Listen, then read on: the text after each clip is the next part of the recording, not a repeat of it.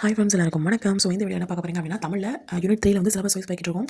இன்னும் ஒரு 4 topic 5 topic தான் இருக்குது. டக்கு டக்கு டக்குன்னு முடிச்சிடலாம் ஓகேங்களா. ஸோ ஃபஸ்ட்டு வந்து நிறுத்தக்குறிகள் பார்த்தீங்க அப்படின்னா அறிமுகம் வந்து ஐரோப்பியர்கள் இதை அறிமுகப்படுத்தியிருக்காங்க. ஸோ வந்து இப்போ வந்து பனை ஓலை கல்வெட்டு இதுக்கு முன்னாடி எழுதியிருப்பாங்களா. ஸோ அதில் வந்து ஏதாவது ஒரு விஷயத்தை வந்து ஒரு பேரா எழுதியிருக்காங்க அப்படின்னா அந்த பேரா வந்து ஃபினிஷ் பண்ணுறதுக்காக எண்டிங்கில் வந்து உங்களுக்கு என்ன போடுவாங்க அப்படின்னா இந்த மாதிரி 0 போடுவாங்களாம், இல்லை இணைப்பு கூட இல்லை சிங்கிள் கூட வந்து போடுவாங்க ஓகேங்களா. ஸோ இப்போ அதுக்கான டைப்ஸ் வந்து பார்த்துலாம். காற்புள்ளி, அரைப்புள்ளி, முக்காற்புள்ளி, முற்றுப்புள்ளி ஓகேங்களா. ஸோ காற்புள்ளி பார்த்தீங்க அப்படின்னா பொருட்கள் நிறைய பொருட்கள் இருக்குது. அது தனித்தனியாக மென்ஷன் பண்ணும்போது ஃபார் எக்ஸாம்பிள் அறம், பொருள், இன்பம், வீடு இது மாதிரி தனித்தனியாக மென்ஷன் பண்ணும்போது உங்களுக்கு வந்து இந்த கமா அப்படிங்கிறது வந்து வரும் ஓகேங்களா. அப்புறம் எச்சச்சொற்றோட என்னன்னா இப்போ நான் எழுதும்போது தப்பு இல்லாமல் எழுதணும் அப்படிங்கிற எழுதும்போது அப்படிங்கிறது வந்து உங்களுக்கு வந்து ஒரு எச்சச்சொடராக நிற்கும். ஸோ அந்த இடத்துல வந்து காற்புள்ளி வரும். அப்புறம் எடுத்துக்காட்டு சொல்லும்போது வந்து உங்களுக்கு கால்புள்ளி வரும். அப்புறம் இணைப்பு சொல் என்னன்னா இப்போ அதனால் அந்த மாதிரி இடையில சேர்ப்போம்ல. இப்போ இனியர் வந்து நன்கு படித்தான் அதனால் தேர்ச்சி பெற்றான். அப்போ அதனால் வருது. ஸோ அப்போ இணைப்பு சொல்லுக்கு பக்கத்தில் உங்களுக்கு வந்து என்ன வரும், அந்த காற்புள்ளி வரும். நெக்ஸ்ட் வந்து திருமுக வெளி அப்படின்னு சொல்கிறாங்க. அப்படின்னா என்னன்னா ஐயர் அம்மையீர் அப்படின்னு சொல்லி நமக்கு சொல்லுவோம்ல. ஸோ வந்து திருமுகமாக ஒரு இதாக சொல்லுவோம்ல. அந்த இடத்துல வந்து காற்புள்ளி. ஸோ இணைமொழிகள் என்னன்னா இதுக்கு அது அப்படின்னு சொல்லுவாங்கல்ல.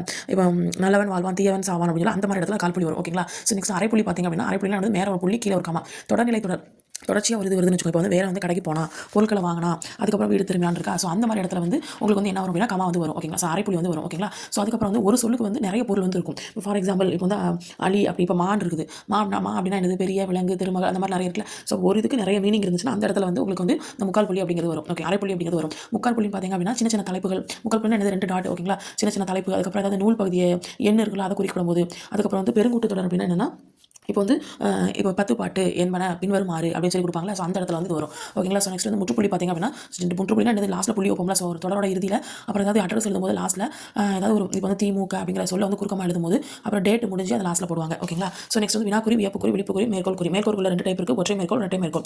ஸோ வினாக்குறி பார்த்தீங்க அப்படின்னா ஒரு வினா தொடரோ இல்லை முற்றுத்தொடர் ஓகேங்களா.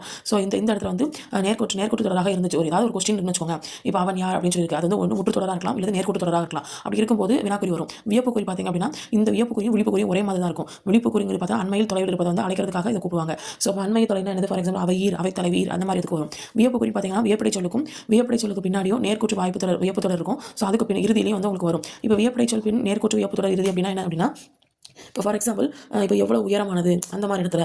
ஸோ அதுக்கப்புறம் என்னே தமிழின் பெருமை அப்புறம் அந்த மாதிரி அப்புறம் அடுக்கு தொடர்னா உங்களுக்கு தெரியும். ஸோ வா இது போ இந்த மாதிரி இடத்துல வந்து உங்களுக்கு வந்து இந்த வியப்புக்குறி வந்து மேற்கோள் குறி 2 பிரியுது. ஒன்று வந்து ஒற்றை மேற்கோள், இன்னொரு 2 மேற்கோள். இப்போ ஒரு எழுத்து அப்புறம் ஒரு எழுத்துல அல்லது ஒரு சொல்லு அல்லது ஒரு சொற்றொடர் இதில் எல்லாத்தையும் தன்னையே சுற்றி சொல்கிறது. ஏதாவது அது அந்த இடத்துலையும் வரும். அதுக்கப்புறம் கட்டுரை பெயர் ஏதாவது மென்ஷன் பண்ணும்போது, ஸோ சென்டென்ஸ் இருக்குது அதில் கட்டுரை பெயரோ இல்லை நூறு பெயரோ ஏதாவது மென்ஷன் பண்ணும்போது, அப்புறம் வந்து இப்போ வந்து திருக்குறளை பற்றி வேற ஒரு இதில் வந்து கூற்று வந்து சொல்லியிருப்பாங்க. ஸோ அந்த மாதிரி பகுதிகளில் இரட்டை மேற்கோள் குறி பார்த்தீங்கன்னா நேர்கூற்றுகளில் மேற்கோள்களில் இது எல்லாத்துலேயும் வரும் ஓகேங்களா. ஸோ இதுதான் நிறுத்தல் குறியீடுகள். இவ்வளோ தான் டாபிக்.